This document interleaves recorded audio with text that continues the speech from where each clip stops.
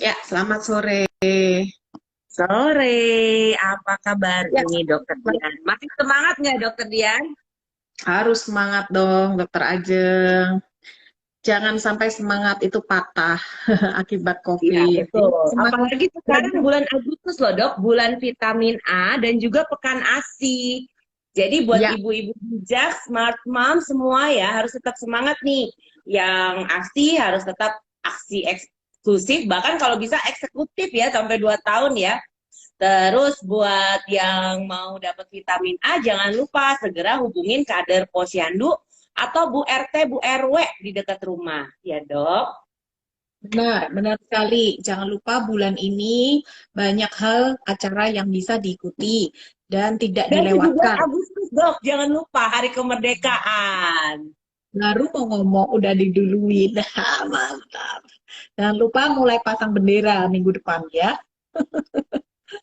Oke, kita bahas apa hari ini, Dokter Ajeng? Enggak, kita ngebahas soal makanan nih dok. Nah, kadang-kadang nih dok, ngasih makan anak itu kan dibilang susah, ya nggak semuanya susah. Ada anak yang makan gampang gitu. Tapi dibilang gampang, nggak semua orang ngasih makan anak itu gampang. Nah, jadi ngasih makan itu kan kadang seni ya dok, dan banyak drama-dramanya. Jadi kalau ibarat sinetron nih udah tersanjung 1, 2, 3, 4, 5 nih dok ngasih makan anak. Nah, apalagi kalau anaknya lagi sakit, dok. Ini kan sesuatu banget. Anaknya sakit COVID-19. Kalau sehari-hari aja susah makan, gimana nih? Kalau anak sakit COVID, gimana ya biar dia mau makan? Itu yang pertama. Terus makanan seperti apa yang harus kita kasih ke anak? Apalagi kalau anaknya mingkem, nggak mau makan. Dan dia nggak bisa ngomong loh. Kalau misalnya kayak kita nih, kita kan bisa ngomong, waduh, nggak ada indera perasa, nggak ada indera pembau. Kalau anak-anak, tahu-tahu ujung-ujungnya nggak mau makan aja, dok. Ada sampai pasien saya, dok. Jadi, iya dok, bapaknya makan tempe pedas. Anak saya makan-makan aja dia nggak ini ya dok, apa hilang ya dok indera perasanya. Nah, ini yang kadang-kadang kita nggak bisa ngomong nih, dok. Gitu. Ya, betul, Dokter Ajeng. Jadi beberapa anak yang kita tangani yang terpapar COVID itu memang hampir rata-rata mengalami susah makan, ya, nafsu makannya menurun. Itu yang terjadi. Sehingga, dok, apakah ini karena COVID-nya? Saya harus gimana ini untuk mengatasi anak saya supaya penyembuhannya cepat, dia mau makan. Memang, Mams, nutrisi itu adalah memegang peran penting untuk proses penyembuhannya, ya. Nanti kita akan bahas satu persatu, ya, Dokter Ajeng ya. Iya, soalnya kenapa kita ngomongin gini? Karena kadang-kadang banyak orang tua yang bilang, ini katanya angka morbiditasnya, mortalitasnya di Indonesia COVID pada anak itu paling tinggi. Pertanyaannya adalah anak-anak yang seperti apa? Kualitas hidup anaknya seperti apa? Ada penyakit komorbid atau tidak? Karena kalau kita benar-benar bisa menjaga dengan baik nih kualitas hidup anak dari segi kita berikan ASI eksklusif, nutrisinya benar-benar terpenuhi, waktu tidurnya cukup, aktivitas fisik cukup, dan tentunya dengan support mental dari keluarga ya dok ya, dengan kebahagiaan, bisa melalui isoman dengan sukses. Jadi tujuan kita pada saat anak kena COVID, kita panik boleh, Mams. Pasti sedih, gimana ya anak sakit, kalau boleh saya aja dia yang gantiin. Banyak orang tua yang bilang, nggak tega dok, anak saya di swab mulu, ditusuk-tusuk. Anaknya trauma dok, apalagi kalau masuk rumah sakit, di ruang isolasi. Diambil darah, pasang infus. Nah gimana nih biar isomannya berhasil? Salah satu faktor penting, kemarin kita udah bahas apa aja penanganan COVID ya dok ya. Paling penting adalah nutrisi. Kenapa nutrisi ini penting? Karena kita mau perang, ibarat kata timbangan. Ini adalah patogen. Patogen itu kuman ya dok ya, baik virus, bakteri jahat yang mau nyerang tubuh. Nah ini adalah sistem kekebalan, daya tahan tubuh, baik sistem kekebalan alami ataupun adaptif. Otomatis kalau kita mau menang nih, harus punya amunisi yang harus disiapin. Jangan maju ke medan perang, nggak bawa apa-apa, cuma pakai t-shirt sama celana pendek kan nggak mungkin. Kalau pergi perang harus senjatanya siap. Nah, begitu juga dengan menghadapi COVID-19. Gimana dokter Dian? Setuju, memang benar di masa COVID ini kita ini sedang menghadapi perang dengan sesuatu yang tidak kelihatan. Ya, jadi pastikan di rumah itu semua bekal amunisi itu lengkap. Di antaranya ya harus punya cukup nutrisi ya, bahan-bahan baku, bahan-bahan pokok yang harus kita persiapkan, vitamin ya, makanan yang kira-kira sampai 2-3 bulan ke depan tuh udah disiapkan ya, mental juga harus disiapkan. Kalau nanti ini terjadi, apa yang harus aku lakukan? Nomor kontak dokter yang siap dihubungi harus ada. Ya, yang berikutnya alat-alat kesehatan diantaranya termometer, pulse oximetry, ya itu mungkin yang dewasa alat tensimeter itu semua harus sebaiknya punya di rumah. Jadi kita nggak bergantung dan tidak terus rasa sulit lagi apabila penyakit itu muncul. Begitu ya Dokter Ajeng ya. Iya betul banget. Nah, makanan seperti apa sih yang harus disiapkan bila anak sakit? Yang pasti adalah menu gizi lengkap dan seimbang yang Yes. mengandung makronutrien dan mikronutrien. Kebanyakan itu kita cuma seneng kalau misalnya anaknya makan banyak. Aduh dok, yang penting anaknya makan banyak deh. Tapi apa yang dimakan itu kita nggak merhatiin. Kita ngejar pinginnya berat badannya naik. Wah saya udah kasih tambahan lemak dok, tambahan protein dok. Ya benar, itu makronutrien, karbohidrat, protein, lemak. Tapi kita lupa loh masukin mikronutriennya di dalam menu vitamin dan mineral. Apalagi anak-anak sekarang banyak juga dok yang nggak suka makan sayur, nggak suka makan buah, makannya pilih-pilih, hanya mau jenis makanan tertentu. Dan yang paling jadi problem nih buat mama-mama tuh kalau misalnya sebelum sakit anaknya udah susah makan, apalagi ini lagi sakit tambah susah makan. Kalau dokter Dian berdasarkan pengalaman nih dok sama pasien-pasien, apa sama dok? Itu juga yang dialamin sama anak-anak dengan COVID-19? Iya, benar. Sama itu yang dialami. Nah, saran yang biasa saya sampaikan ke mereka untuk nutrisinya yang pertama, cairan yang pertama. Cairannya nggak mau makan dok, nggak apa-apa, tenang dulu Bu. Yang penting cairannya cukup. Cairan itu yang bayi 0 sampai bayi 0,6 bulan pastikan ASI eksklusif tetap diberikan. Ya, waktu pandemi awal-awal Juli kemarin itu banyak orang memburu susu merek BB. Waduh, ternyata berita berikutnya yang keluar ASI adalah yang terbaik, di mana ASI itu mengandung antibodi yang dahsyat untuk melawan virus termasuk corona ya COVID-19 ini.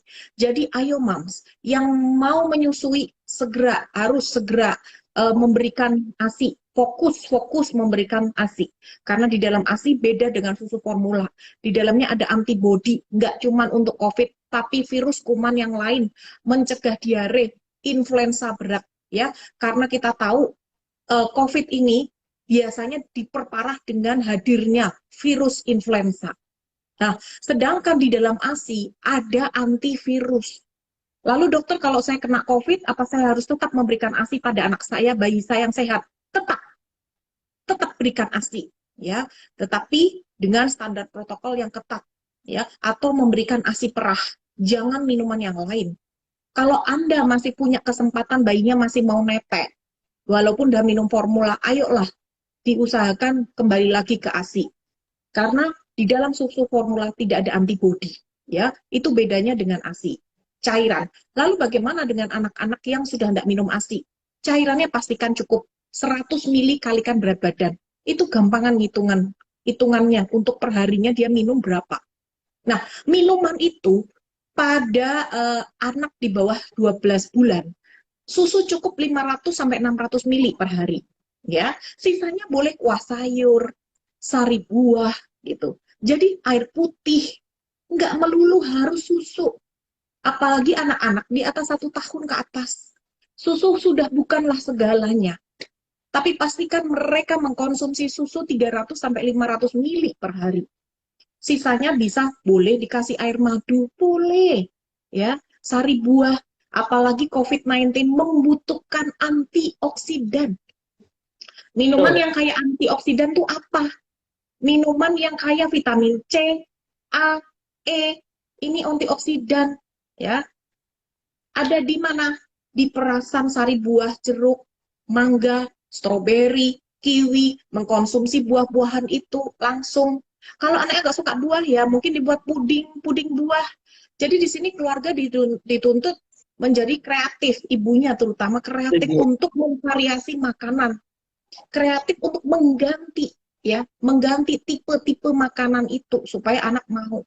Itu yang pertama kita bahas, cairan ya, harus cukup. Oke. Percuma minum obat banyak kalau cairannya nggak cukup.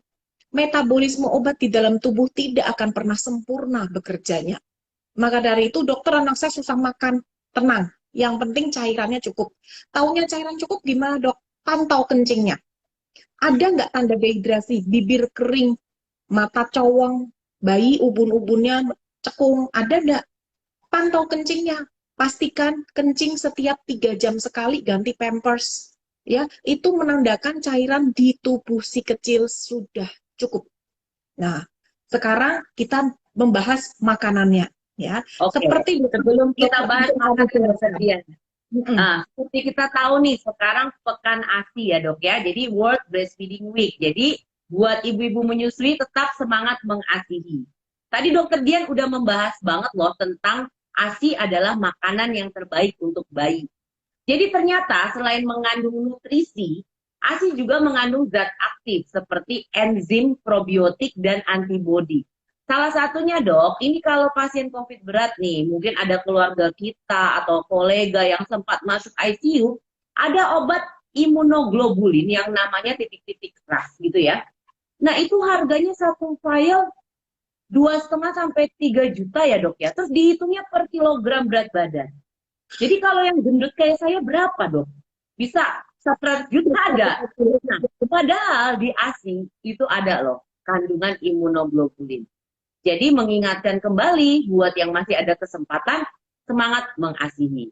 Oke dok, tentang makanan. Gimana dok tentang makanan? Oke, untuk makanan pada anak yang sedang sakit, sebenarnya ini tidak melulu hanya untuk anak yang terpapar COVID. Anak-anak yang sakit pun selalu saya gaung-gaungkan untuk memberikan nutrisi gizi yang seimbang. Seimbang tuh gimana? Karbohidratnya jangan kebanyakan. Separuh aja 50%. Karena ternyata nih Mams, COVID, orang yang terpapar COVID, tidak cuma dewasa, anak-anak pun tidak boleh kelebihan karbohidrat. Karena karbohidrat kayak gula juga. Nggak boleh mengkonsumsi banyak gula. Itu akan menumbuh suburkan virus-virus corona di dalam tubuh. Ya. Yang kedua, protein. Proteinnya berikan yang cukup. Sekitar 20 hingga 30%. Untuk apa? Mempercepat sembuh. Kuncinya protein hewan. Apaan tuh dok protein hewan? DTIH. Itu singkatan yang selalu saya buat. DTIH. Ayo, Mams, siapa yang bisa tahu apa itu Ayo, DTIH? siapa yang bisa jawab? Ayo, DTIH apa? Ayo. Selalu saya sampaikan untuk mempercepat penyembuhan makanan protein, terutama protein hewan, DTIH ini mempercepat sel-sel metabolisme tubuh pulih. Ya, penyembuhannya lebih cepat. Ya, mengandung anti peradangan juga. Ya, protein hewan yaitu daging. Betul. Terima kasih Ibu Asa Oktamia ya, daging ya. Apalagi DTIH, daging. Ayo, T-nya TT, ayo, telur. Mas. Telur. I-nya apa? Ikan. Ya. Ikan. Hati. Nah, daging, telur, ikan, hati. DTIH. Ini adalah makanan yang dibutuhkan untuk kesembuhan anak-anak yang terpapar COVID. Nah, untuk daging, apa aja yang penting halal?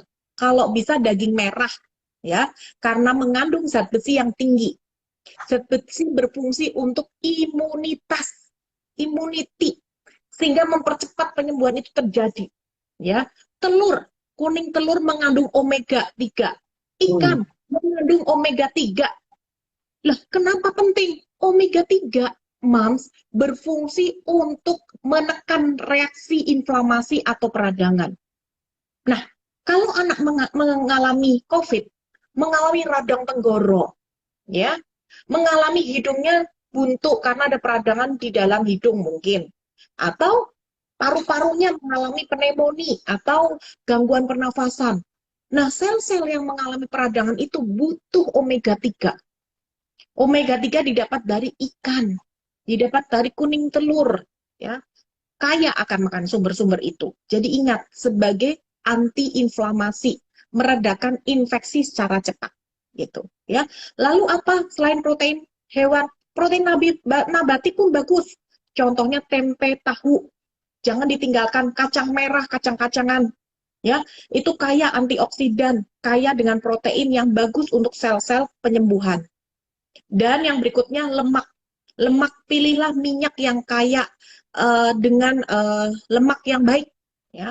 Contohnya nih, minyak kelapa, minyak wijen, olive oil itu boleh dikonsumsi. Tapi ingat, tidak terlalu berlebihan, ya. Dan yang terakhir adalah buah dan sayur. Sayur-sayuran buah pilihlah yang berwarna.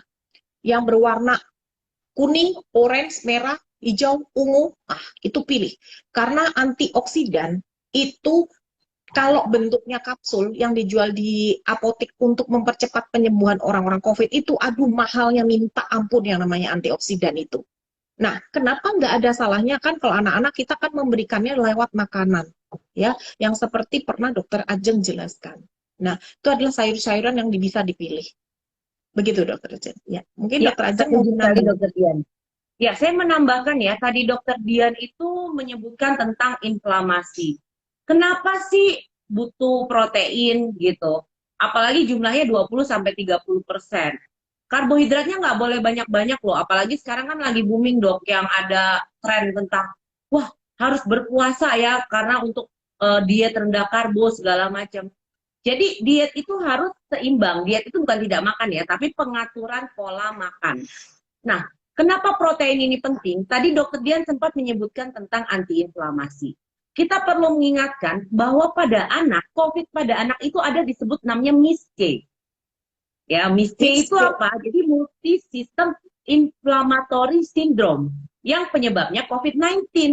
Jadi peradangan di mana-mana. Makanya kita butuh si ekstra protein ini nih. Jadi benar-benar 20-30%. Yang jadi problem, Dokter Dian, kadang-kadang ini kebiasaan kita, Dok, dalam menyiapkan menu makanan. Kita itu kayak pro karbo banget, Dok. Apalagi kita kalau nggak makan nasi, rasanya nggak makan.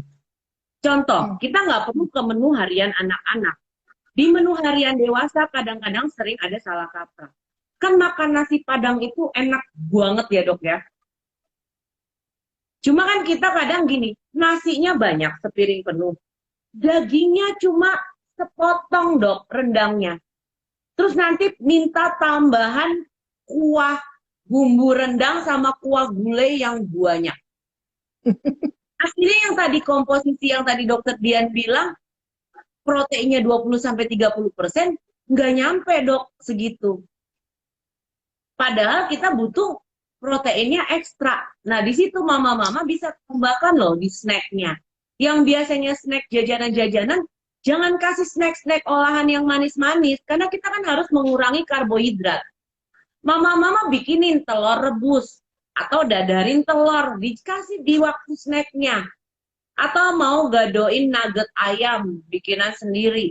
Itu boleh, karena kita harus tambahkan protein kalau memang dalam satu menu yang mama siapkan jumlah proteinnya kurang dan tidak tercukupi. Nah, terus tadi Dokter Dian bilang tentang vitamin dan mineral. Tadi di awal kita udah sebutin ya dok ya, ada makro, ada mikronutrien. Mikronutrien itu vitamin dan mineral. Nah, vitamin dan mineral ada di sayur buah yang warnanya terang. Kayak Dokter Dian bilang tadi, ngejreng. Kuning, merah, orange. Dan itu kandungannya itu yang kita cari-cari yang mahal itu kan likopen. Likopen itu paling banyak kan di tomat sama biji anggur. Bisa loh kita pergi ke pasar beli tomat. Jadi kita masak campurin tomat. Atau bisa kita jus campur buah yang lain. Karena kalau kita kasih anak-anak yang antioksidan, bentuknya itu kan biasanya kapsul, isi cairan dok. Kan rasanya juga pasti kebanyakan nggak doyan. Jadi memang kita harus siapkan dari sumber makanan. Termasuk madu juga. Madu itu kaya antioksidan. Dan boleh untuk anak di atas 1 tahun. Gitu, Dokter Dian. Ya, ini ada pertanyaan dari Sesina, dadar telur dicampur kornet boleh nggak? Boleh. Jadi, kalau sumber protein, contohnya daging, itu banyak kasus, dok anak saya nggak mau makan daging. Nah, nggak mau makan daging Bu, nggak mau. Tapi kalau makan sosis mau nggak? Loh, kalau sosis mau dok. Kalau nugget mau nggak? Mau dok. Kalau bentuknya kornet mau nggak? Ah, ya mau-mau deh dok, dicampur telur. Nah, jadi banyak yang saya temui, para orang tua menganggap daging tuh daging gelondong, yang dicincang-cincang ya. Enggak seperti itu. Ya, bisa diganti dengan bentuk daging tuh olahan macam-macam. Sosis, kornet, ya, bakso, ya, bakwan orang Jawa Betul. Timur bilangnya, ya. Bisa bentuknya apalagi tempura, ya, digoreng Martabak pakai dok, martabak telur, martabak, enak banget. itu kan bergizi gitu kan. Udah ada daging, telur, ada lemak minyaknya di dalamnya, ada sayur, daun bawangnya, kan martabak isinya itu. Ya toh? Mm-mm. Nah, jadi kita bisa ganti ke arah situ. Nah, bagaimana dengan karbohidrat kalau anak saya nggak mau makan nasi? Nah, ini yang selalu saya luruskan. Tolong please jangan menganggap anak belum makan kalau belum makan nasi, Mam. Tolong. Anda bisa mengganti sumber karbohidrat yang lain seperti kentang, mie, bihun, pasta, makaroni skutel, havermut, ya, apa apalagi jagung, jasuke. Jagung, Tahu kan jasuke? jasuke, Nah, jagung susu, keju yang banyak dijual di mall-mall kan bisa buat keju sendiri. protein loh, Mams. Jangan salah Protein. loh. Ya, ubi cilembu tuh yang manis bisa diganti ke arah situ. Jadi tidak melulu harus bentuk nasi. Kalau mau pakai nasi boleh, mungkin mama bisa tambahkan nasi uduk, dibuat nasi kuning, nasi goreng bisa. Tapi ingat kata dokter Ajeng tadi, jangan hanya nasi gorengnya aja, harus ada proteinnya. Jangan banyak Hmm. nasinya, ya, harus banyak proteinnya. Ya, ada sayur-sayuran atau jus buah atau buah potong yang dimakan sebelum makan nasi goreng atau setelahnya. Nah, itu penting sekali asupan-asupan seperti itu. Jangan sampai kita ngejar jumlah, tapi kita nggak ngelihat komposisi apa yang kita kasih. Kebanyakan kan kita kadang-kadang sebagai orang tua kita ngejar jumlah. Yang penting makannya banyak dong. Tapi apa yang ada di dalam makanan itu ternyata cuma nasinya doang. Pilih-pilih, nggak mau lauknya. Kayak ada Yes, anak banyak begitu kan dok. Jadi nggak mau kalau ada ngelihat sayur dikit aja hijau, nggak mau. Ya sayur tidak harus diberikan dalam bentuk sayur. Maksudnya bagaimana? Kadang-kadang kan, wah kalau dibikin berkuah belum tentu anak suka. Bisa dibikin tempura, bisa buat campuran bakwan. Nah, jadi kalau ada orang tua bilang, anak saya dok COVID nggak mau makan. Pertama kita tanya dulu, ini nggak mau makan ya karena COVID ini apa sebelumnya nggak mau makan? Nah, kadang-kadang yang kayak gitu dok, iya dok, sebelumnya juga nggak mau makan. Ini kena COVID tambah nggak mau makan. Nah, di ya, situ seperti dokter Dian bilang tadi, kita harus semangat 45 ya, apalagi menjelang hari ya, kemerdekaan. Untuk ya, kreatif bikin menu dan mencari teknik yang terbaik biar anak mau makan. Makanya kan dibilang betul. ngasih makan anak itu seni, art. Karena satu anak beda sama anak yang lain. Emang ada anak-anak yang dikasih karunia, mamanya masak apa aja dia langsung hap hap hap hap hap. Tapi masalahnya nggak semua anak kayak gitu dok. Banyak yang drama. Mm-mm. Betul, setuju ya. Jadi itu sudah sangat lengkap yang dijelaskan Dokter Ajeng dan saya. Nah, ini ada pertanyaan dari Ibu Sartika Fatima, Dok, kalau madu kapan baiknya minum madu? Madu itu bagus sekali ya, tapi madu itu tidak boleh diberikan pada anak di bawah 13 bulan ya, karena berisiko terpapar kuman Clostridium ya, yang Betul. menyebabkan infeksi pencernaan. Jadi moms boleh mengkonsumsi madu pada anak-anak di atas 13 bulan ya Dokter Ajeng ya. Ya, Uh, 1 tahun, di boleh. atas 1 tahun. Betul. Apalagi ya ke Indonesia ini kaya akan rempah-rempah ya.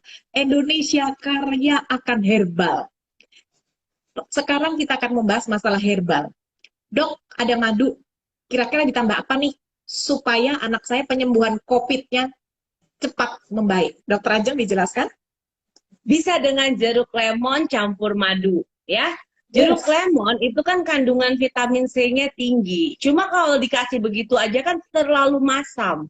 Akhirnya anak nggak doyan. Kalau dicampur madu itu bagus banget. Jadi dapat vitamin C, kadar antioksidan tinggi, dan juga nutrisi dari madunya gitu. Itu bisa kayak gitu. Bisa Dan nggak juga salah dicampur tadi kunyit. Kunyit, Kunyit, kurkuma. kunyit juga bagus. Kunyit juga bagus. Nah, Jadi bisa kunyit campur jeruk nipis, campur madu. Karena kunyit itu ada efek antibakteri, antivirus juga loh. Antiinflamasi, jangan salah. Makanya orang tua kita zaman dulu, ini kita bukan masalah kita jual jamu ya dok ya. Maksudnya gini, ternyata sumber-sumber nih untuk meningkatkan imunitas dari nutrisi, nggak cuma dari makanan sehari-hari, tapi juga apa ya, herbal tradisional yang memang sudah merupakan bagian dari budaya kita yang harus kita lestarikan dan ternyata banyak manfaatnya dan sudah ada penelitiannya dok. Ya kayak saya misalnya kalau batuk baru-baru tuh dok saya pakai kunyit sama jeruk nipis sama madu itu dahak bisa keluar dan ya begitu memang efeknya begitu gitu. benar, benar. Itu sangat memacu dan banyak sekali para orang-orang yang terpapar COVID yang sembuh itu mereka juga menggunakan ramuan herbal seperti itu dan itu pun aman buat anak-anak ya. Atau ada mama-mama yang merebus temulawak. Hmm, Betul, temulawak itu untuk meningkatkan nafsu makan pada anak yang sedang betul sakit. banget. Beras kencur boleh ya, Boleh. aman buat anak-anak ya gitu. Jadi boleh mama buat seperti itu ya. Tapi untuk Mm-mm. anak di atas 1 tahun ya dok ya, kita kasih tahu nih, karena kalau di bawah 1 tahun, epitel mukosa ususnya kan masih jarang-jarang nih dok. Jadi dia memang sensitif sekali, termasuk madu. Belum boleh nih kalau di bawah 1 tahun. Kalau untuk anak di atas 1 tahun nggak ada masalah. Jahe merah juga bagus loh dok. Yes, benar. Jadi benar dok, kita harus mempersiapkan amunisi, banyak belanja herbal aja juga baik untuk persiapan di dapur kita, mengingat bahan-bahan itu kan juga tahan lama. Bila kita merasa badan tidak nyaman, kenapa harus minum obat-obatan dokter? Jadi coba yang alami dulu. Bahkan COVID ini sebenarnya bisa dilemahkan dengan itu banyak penelitian juga ramuan herbal juga membantu ya dokter Ajeng ya. Ya membantu karena prinsipnya imunitas tubuh dok. Jadi gini, Ya, kan kita mau perang. Jadi yang harus disiapkan itu untuk melindungi tubuh dari COVID-19 ada namanya perilaku hidup bersih dan sehat (PHBS). Perilaku hidup bersih adalah dengan menjaga protokol kesehatan dengan 5M dok, bahkan 6M ya sekarang. Jadi kitanya pakai masker, cuci tangan, menjaga jarak, kita hindari nih kumpul-kumpul sama banyak orang atau pergi ke tempat publik. Itu perilaku hidup yang bersih. Nah, sedangkan hidup sehat itu bukan cuma masalah obat. Kadang-kadang kalau hanya obat-obatan, tapi tubuh kita daya tahan tubuh lemah, nggak mau makan, di situ yang jadi problem. Karena dok, kemarin kita udah bahas nih, tanda bahaya anak dengan COVID adalah kalau anaknya nggak mau makan, ada tanda dehidrasi, ada tanda sesak. Jadi selain dari obat-obatan, harus ditunjang dari gaya hidup sehat tadi.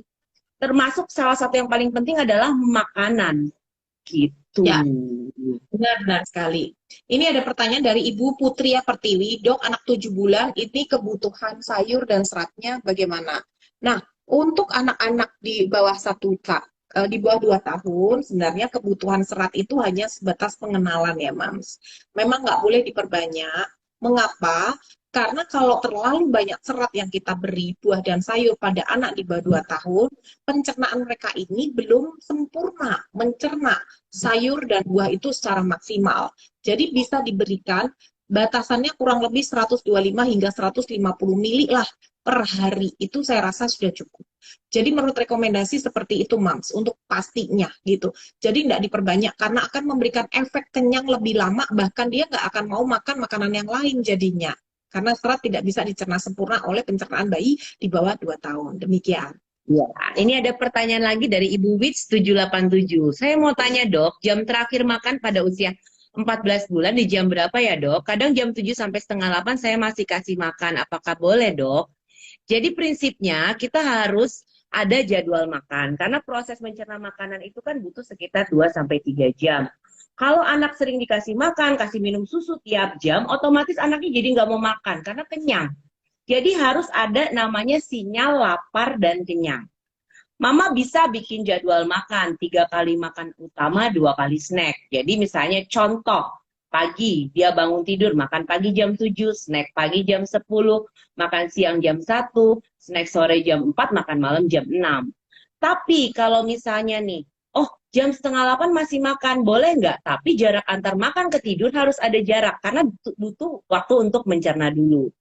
Dan kita juga lihat-lihat kondisi, nggak bisa kita samain tiap orang. Kayak misalnya, dok anak saya makan sih, tapi cuma 5 suap. Berarti kan, oh tapi kalau snack-snack dia doyan dok. Berarti mama kasih snack, tapi yang kandungannya ada karbohidrat, protein, lemak. Kayak tadi, kita bikinin perkedel, tapi dikasih daging cincang.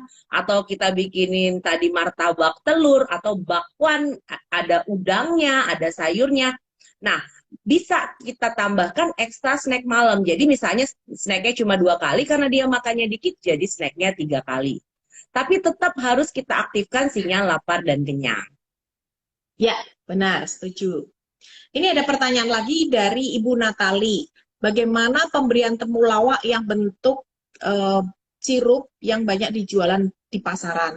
Memang itu semua tergantung dari rasa, ya.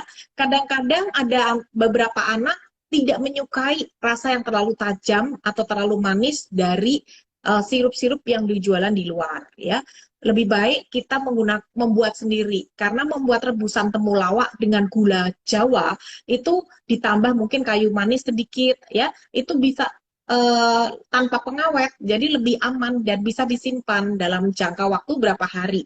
Jadi bila dikonsumsi langsung diminum itu semua tergantung anaknya, ya, dia sukanya mana, ya. Sebenarnya baik-baik aja. Ada pertanyaan dari Ibu Mei Sila. Dok mau tanya nih, vitamin apa yang dibutuhkan setelah anak isoman selesai? Dokter Ajeng? Jadi vitamin yang dibutuhkan tentu saja yang sesuai dengan kebutuhannya. Seperti kita tahu yang dibutuhkan pada saat terkena COVID-19 yaitu vitamin D, vitamin C, dan zinc. Nah, itu tetap dilanjutkan, Mams, tapi tentu saja jumlahnya tidak seperti pada waktu sakit. Jadi jumlah kebutuhan harian. Nah, kita memberikan vitamin jika tidak tercukupi dari sumber makanan. Makanya disebutnya suplementasi, diberikan sebagai tambahan. Contoh, vitamin D. Jadi untuk mendapatkan kebutuhan vitamin D, ini kita nggak ngomongin anak dengan COVID ya, ini kan sesudah selesai COVID ya dok ya. Pada anak di bawah 1 tahun butuh 400 unit vitamin D per hari, untuk anak di atas 1 tahun butuh 600 unit vitamin D per hari. Contoh, vitamin D itu 400 unit itu ada dalam 1 liter susu. Nah, Yes. 1 gelas susu 200 mili sama dengan 1 lembar keju, bukan keju yang kecil ya, keju yang lembaran besar, sama dengan 1 cup yogurt. Makanya kita evaluasi. Karena kan pola makan kita itu jarang dok, kita suka dairy product. Apalagi orang-orang Asia itu kebanyakan intoleransi laktosa ya. Kayak misalnya kita kalau makan produk susu dikit apa ke belakang gitu ya. Beda sama pola makan di barat. Kalau pola makan di barat itu kan ibarat kata pagi masak telur dadar dicampur susu dicampur keju. Terus makannya pakai keju, minum segelas susu, dessertnya pakai yogurt. Makan siangnya ada keju juga, ada yogurt juga. Udah gitu makan malamnya pakai keju lagi, pakai yogurt lagi. Jadi dia terpenuhi jumlahnya. Terus kita lupa juga loh dok masalah matahari. Vitamin D yang kita konsumsi baik dari makanan maupun dari vitamin dan vitamin yang kita minum itu bentuknya vitamin D3 belum menjadi bentuk aktif yang bisa diserap, butuh sinar matahari. Problemnya kadang-kadang nih dok, apalagi sebelum COVID, boro-boro berjemur takut hitam dok. Jadi gini, padahal kita itu negara tropis, kita tuh seneng banget loh punya matahari tuh hampir tiap hari. Sedangkan orang-orang di luar negeri itu bahkan mereka harus berlibur ya ke negara tropis seperti kita untuk sunbathing, mencari matahari. Kita bisa loh berjemur, Mam. Nah, tapi karena kita, aduh nanti hitam, nanti merah-merah, nggak enak lah, nanti ini perawatan nih gimana. Sebetulnya nggak akan merusak kulit kok, Mam. Yang penting kita tahu jam berapa harus berjemur. Jangan kepagian, jangan juga kesiangan. Jadi berjemur itu kan tergantung lokasi di mana kita berada. Karena kita di Indonesia, apalagi kalau saya di Jakarta, Jabodetabek, itu jam 9 sampai jam 10. Download aplikasi UV Index, kita berjemur jangan pas warna hijau, kepagian. Kalau jam 8 di Jakarta berjemur kepagian. Tapi kalau misalnya Mams berjemur jam 2 siang di Jakarta, itu sudah merah warnanya. Nggak bisa, itu efeknya nggak bagus untuk kulit gitu. Ya. Nanti ngeliatnya di mana dok? Siapa tahu pasien, ibu-ibu ada yang mau, anu? Aplikasi UV Index itu ada di Ya. Google Play atau Play Store, itu free. Jadi di Android bisa Itu download. Mams. Jadi kita Dicatat berjemurnya ya Mams. di sama orange. Jangan di hijau karena kepagian, jangan di merah karena kesiangan. Jadi nggak Karena mungkin dong banyak, kalau kita, ya karena banyak orang tua Indonesia tidak paham tentang jam. Jam ini loh, untuk jemur bayi itu yang benar jam berapa. Masih banyak menjemur jam 7, jam 8, jam 7, jam 8 aja. Saya bilang mau dapat apa? Itu hanya penghangat tubuh aja, Bu. Manfaatnya nggak dapet. Dan tahukah Mams, dan ini terbukti pada semua sobat-sobat kecil saya yang mengalami tubuh pendek, tidak naik berat badannya, ya. Masa sebulan 2 bulan tidak naik, dok? Akhirnya saya sarankan, ini dokter dia kenapa anak saya nggak naik tingginya, udah 2 bulan nggak naik. Padahal harusnya naik 2 sampai 4 cm per bulan, ya kan?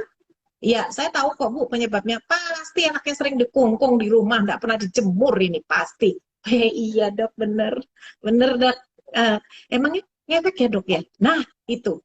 Nah, ketahuilah bahwa matahari, vitamin D3 di dalam tubuh kita nggak akan aktif. Kalsium, vitamin D3 yang kalau nggak ketemu matahari, ya kurang, aktifnya kurang. Jadi percuma minum vitamin-vitamin banyak, tapi kalau nggak diaktifkan dengan sinar matahari, itu tidak akan bekerja maksimal. Dan terbukti dokter Rajeng, bulan depannya anak itu naik bisa sampai 5 cm. Disitulah saya percaya, wah keren ya matahari. Oh kita kadang nggak sadar surga dunia itu ada di Indonesia loh.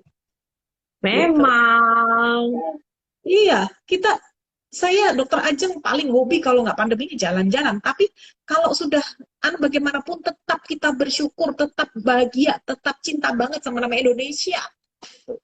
betul Matahari banget dok. gratis banyak banget ya, konsumsi antioksidan di mana-mana, protein tinggi ada di mana-mana, sumbernya banyak di Indonesia, kita cari gitu ya. Gitu. Ya, kalau zinc kebutuhannya, kalau anak di bawah 1 tahun 10 miligram, untuk di atas 1 tahun 20 miligram. Ya, terus vitamin A ini juga penting loh dok. Kita mengingatkan juga loh buat mama-mama, bulan Agustus dan Februari adalah bulan vitamin A. Dan itu Yes. vitamin A dosis tinggi ya. Ada dosis yang 100.000, ada yang 200.000. Jadi tergantung usia. Ya, untuk di atas 1 tahun yang dosis 200.000 ya. Kenapa ini penting? Untuk kesehatan mata, bukan hanya mata, tapi juga saluran napas, saluran cerna. Dan bisa diperoleh gratis loh, Mams. Itu di posyandu atau puskesmas. Anaknya nggak perlu dibawa kalau takut. Cukup mama yang minta, ambil vitamin A-nya.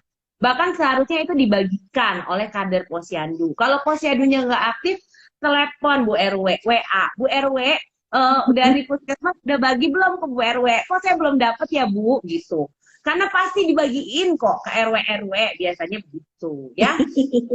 Ya, ya Bu Dok. Oke, sudah diingatkan ya, ini bulan bulan Agustus nih penting ya untuk vitamin A ya. Terus ada lagi pertanyaan dokter aja. Ini anaknya makan kentang, usianya sejak MPASI susah BAB kalau makan kentang ya. Pastikan apakah benar susah BAB. Susah BAB tapi begitu keluar ya, dia mengedan sangat parah, begitu keluar lembek ya berarti nggak masalah itu kentang ya. Jadi sebenarnya bisa kita ganti jenis karbohidrat yang lain selain kentang, kan masih ada nasi ya, tepung beras ya, ubi ya, seperti itu bisa kita ganti. Ya, Mams? Ya, ini ada Ibu Agustinsyah, anaknya 18 bulan, diagnosis TBC, mantuknya positif tanpa gejala, keluhan BB stuck 3 bulan, anak sehat aktif. Apakah rentan COVID? Ya, anak dengan komorbid atau penyakit tertentu memang rentan tertular COVID. Oleh karena itu, jangan lupa pola hidup bersih dan sehat. Protokol kesehatannya harus benar-benar diterapkan, dan juga pola hidup sehat dari makanan, cukup tidur, aktivitas fisik dijalankan dengan baik. Ya, Nah, ya hati-hati ya, Mams. oke. Ya. Dok, nggak berasa nih waktu sudah hampir habis nih. Saya 2 pertanyaan terakhir ya. Ini Ya, anak saya 3 tahun, seminggu lalu gejala COVID, OTG. Apakah hari ke-14 perlu swab untuk makan sayur cuma mau wortel dan daging kaldu gitu? ya tetap ya, walaupun sudah bebas gejala, tidak ada salahnya menurut aturan harus dilakukan PCR swab ulangan evaluasi untuk memastikan benar-benar negatif ya. Jadi tidak bisa lagi menyebarkan virus ke lingkungan sekitarnya. Gitu. Jadi yang paling ideal adalah dilakukan swab ulang di hari ke-14. Tapi bila kondisi tidak memungkinkan, misalnya karena masalah biaya, keterbatasan, atau kondisi tertentu, ditambah 14 hari, ditambah 3 hari bebas gejala, tapi ditambah 2 minggu tetap protokol kesehatan memakai masker, kalau tidak di PCR swab. Jadi Betul. memang harus ditambah waktunya ya. Nah, ini masalah anak 16 bulan boleh pakai masker, kemarin sudah kita jelaskan ya di yang tentang COVID-19. Lalu, kalau berjemur dari Ibu Natali, pakai sunblock, sinar matahari tetap bisa terserap sempurna kah, Dok? Ya, tetap bisa terserap sempurna ya. Jadi menggunakan sunblock boleh direkomendasikan, nggak usah tebel-tebel ya, terlalu tipis-tipis aja saya rasa sudah cukup ya. Atau menjemur pada anak itu tidak melulu harus kena mataharinya ya. Matahari kalau rumah matahari bisa masuk ke dalam rumah itu eh, itu juga bagus ya. Nggak perlu pakai sunblock lagi gitu. Jadi sebetulnya yang penting adalah kita tahu lokasi rumah kita ada di mana. Ya, Ya, karena berjemur di Jakarta, berjemur Surabaya, berjemur di Kupang, berjemur di Bali tentu beda jamnya. Kalau semakin ke Indonesia Tengah itu kan semakin panas ya. Setengah 9 udah bisa berjemur tuh. Kalau memang posisi rumah kita di Indonesia Tengah. Tapi kalau kayak di Indonesia Barat, ya jam 9-an ke atas gitu. Terus lihat juga musimnya apa. Ini musim panas apa musim hujan. Kalau musim hujan, kadang-kadang jam setengah 11 masih bisa berjemur. Karena kan mendung, mataharinya baru muncul terlambat. Terus tekniknya, lama berjemur juga gitu.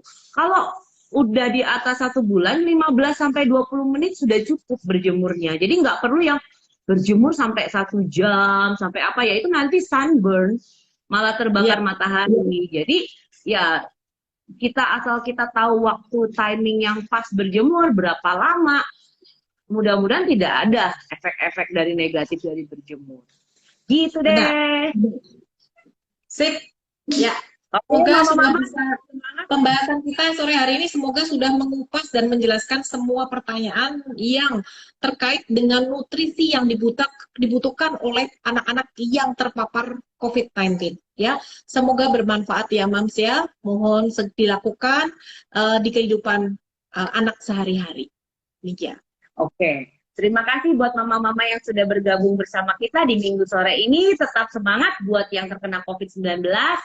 Ayo, tetap berpikir positif, tetap bahagia ya untuk meningkatkan imunitas tubuh. Dan jangan lupa persiapkan persenjataan untuk melawan COVID-19.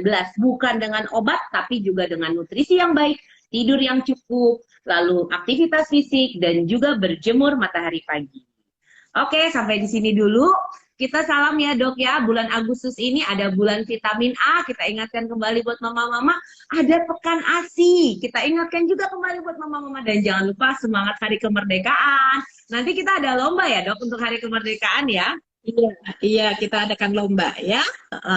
Nanti ada Tunggu lomba aja. nih buat mama-mama, jadi biar semangat kemerdekaan tetap menyala walaupun di era pandemi. Ya. Oke, salam sehat semuanya. Terima kasih Ya, Dokter Dian, terima kasih mama-mama. terima kasih Dokter Agil, terima kasih Bunda semua. Tuhan memberkati.